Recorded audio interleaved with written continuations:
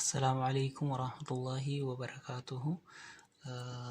وانت لابتوبي في أكاتا واتسابي أسرع موتو قام ستجي dabarsanii osoma watakkaan tuqin jechuudha.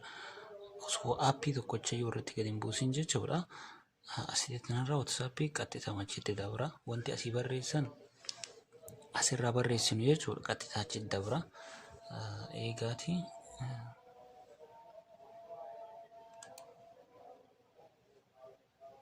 kun WhatsAppiidha.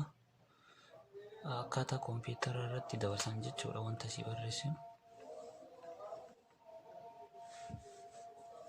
Kun amma akkanatti amma WhatsAppiidha. Homaa irra hin jiru.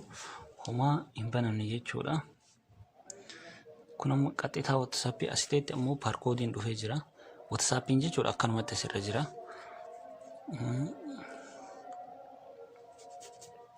Sana booda as ciftii gubbaa tanaan dhahina. WhatsAppii wiibii kana dhahina. Amma akkanas soqataa jira. Sudah mulai sama sih.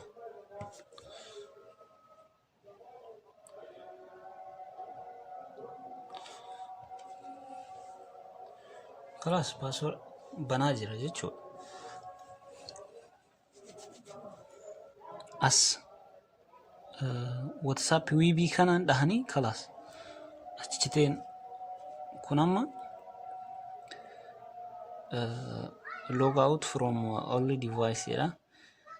Login device desktop achirratti bahee jira jechuudha. Kunii fi amma laptopii fi kuni wal qabatee jira jechuudha. Fakkeenyaaf amma iddootti deebi'a.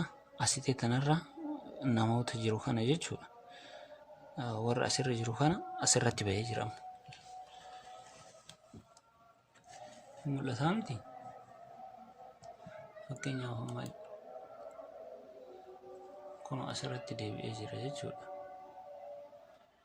السلام عليكم ورحمة الله وبركاته. سننجرة برنوت يرو برات عن دموتو إن شاء الله ولتديبنا وهي كمبيوتر الرتي كلا توما سننجرة.